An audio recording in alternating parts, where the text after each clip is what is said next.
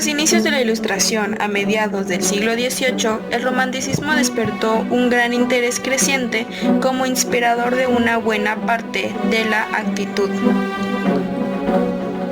crítica que tempranamente se fue forjando frente al triunfalismo racionalista. El romanticismo no solo es otra parte de la Ilustración, sino también es el fondo inevitable y hasta su asiduo compañero. El romántico se propuso ver la realidad desde otras dimensiones, donde se pudieran germinar la igualdad, la libertad y el amor como valores que potencialicen el alma humana. De igual manera, el romanticismo se propuso encontrar un equilibrio inteligente entre la sensibilidad y el entendimiento entre lo interno y lo externo. Por eso también el romanticismo adquirió desde su aparición un sentimiento paradójico. Al impulsar diversas maneras de pensar, algunas veces tradicionalistas y en algunas otras ocasiones en alianzas con corrientes progresistas. Por otra parte, el romanticismo surgió como un movimiento que impulsaba a las personas a buscar el sentido propio de sus vidas, a través de la soledad, la quietud de ánimo y la ensoñación. Sin que en el fondo significara la incomunicación o la indiferencia hacia otras personas, ya que esto no era ser uno mismo. Más que nada se trataba de una reflexión sobre nuestra propia situación humana, ya que en el fondo esta situación es igual a toda filosofía.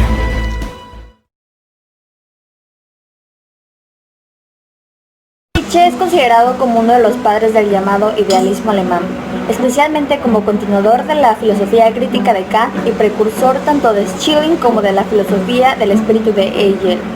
La búsqueda de un fundamento absoluto, partiendo del criticismo de Kant, pero superando los límites que imponía, le llevó a afirmar un yo absoluto, que a diferencia del kantiano, no se conoce como representación, sino que se autoconstituye en la aprehensión intuitiva de en sí mismo.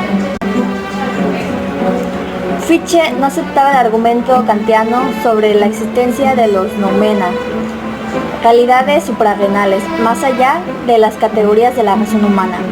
Veía la rigurosa y sistemática separación entre las cosas en sí y las cosas tal y como se nos representan, como una invitación al escepticismo.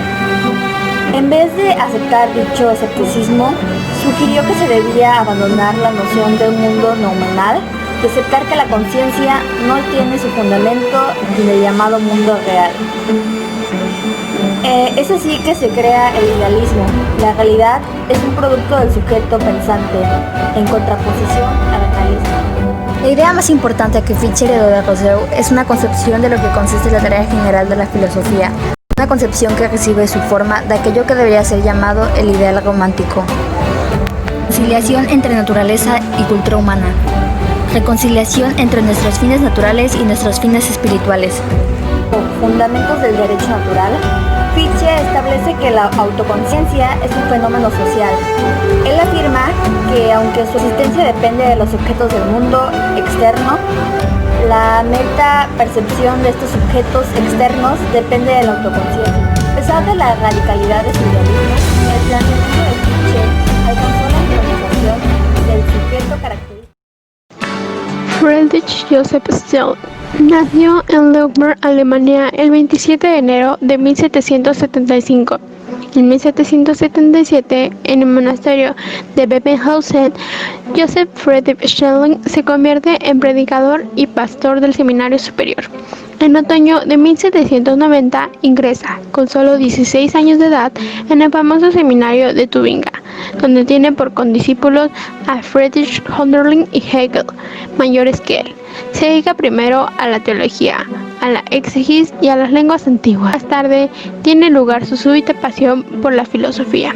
En 1792 se graduó con una tesis escrita en latín sobre el origen del mal humano titulada Un intento de explicación crítica y filosófica de los más antiguos filosofemas del Génesis 3, sobre el primer origen de la maldad humana, donde trata de encontrar una explicación histórica del mal, explicando que la humanidad, en su origen, vivió en una época feliz, y que a causa de una caída cayó de la infelicidad. En este escrito ya se encuentran algunas ideas del futuro movimiento romántico. Una breve estancia en Dresde y en Leipzig en 1795 le introduce en el círculo del primer romanticismo y experimenta un sentimiento romántico a favor de la naturaleza. En 1795 publica Del yo como principio de la filosofía o sobre lo incondicionado en el saber humano, donde claramente, influido por Fichte, aborda la búsqueda de un primer principio incondicionado del saber humano que encontrará en el yo absoluto. Ese mismo año también ven a la luz sus cartas filosóficas sobre dogmatismo y criticismo. A través de su sistema del idealismo trascendental distinguen el saber los elementos subjetivos del yo,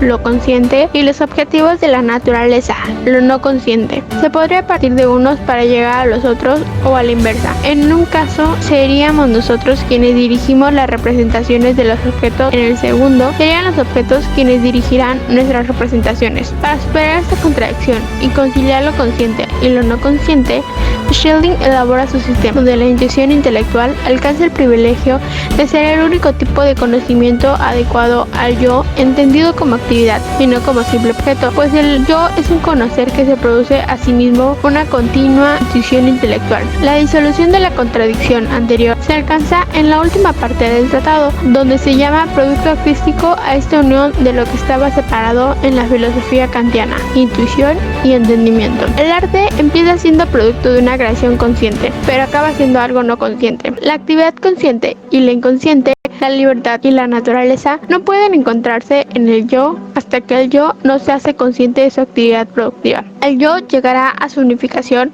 mediante el genio artístico. En el sistema del idealismo trascendental, el arte acaba acaparando el estatus superior del verdadero órgano de la filosofía. Mediante el arte se hace posible el conocimiento supremo. El arte tiene el poder de tocar al hombre entero y de situarse en este santuario donde permanece unido lo que en la naturaleza y en la historia está separado. He aquí un rasgo fundamental del primer romanticismo alemán: la consideración del arte como conocimiento de rango superior. Gracias a sus primeras obras, publicadas a partir de 1792 y a propuesta de Fichte y Goethe, fue nombrado profesor de la Universidad de Jena, y a los 23 años toma posesión de la cátedra de filosofía en la ciudad intelectual más importante del momento, Jena. Muere a los 79 años en Bad Ragaz, Suiza. Desde la segunda mitad del siglo XIX, el romanticismo se caracteriza al idealismo alemán, comienza a perder vigencia. El positivismo pretende atenerse a los hechos y toma la ciencia experimental como un modelo de toda racionalidad.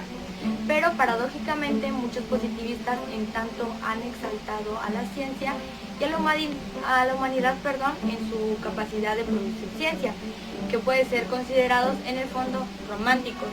Hay quienes incluso afirman que el positivismo es una suerte de romanticismo de la ciencia. Auguste Comte fue un filósofo francés y él se puede decir que es el creador del positivismo como una manera de expresar cómo es el conocimiento que llamamos científico y de qué manera debe hacerse la ciencia para decir que los resultados corresponden a la verdad de lo que se busca. Y según la tesis inicial de la filosofía positivista de Comte, escriba en recabar de la ciencia se limita a describir el aspecto externo de los fenómenos. Y también es el creador de la sociología, pero con el positivismo. Afirmarse así que los ideales del positivismo coinciden parcialmente con los de Bacon, quien intentó recoger los primeros resultados de la revolución industrial, pero el positivismo fue también un intento para remediar los conflictos sociales del siglo XIX. El positivismo hay una relación notable con el empirismo, en tanto la valoran la información que proviene de la experiencia, pero hay una clara diferencia para el positivismo y es sin dudarlo realismo. Los sentidos toman contacto con la realidad y las leyes de la naturaleza, expresan una conexión real y no simplemente hábitos subjetivos. El término positivismo fue utilizado por primera vez por Comte, que fue el autor de la obra que inauguró la corriente del pensamiento. Entre sus obras más destacadas está El curso de filosofía positivista en 1841, que tiene 6 volúmenes, El sistema de política positiva en 1851, que tiene 4 volúmenes, y El discurso sobre el espíritu positivo en 1844, y hay varios varios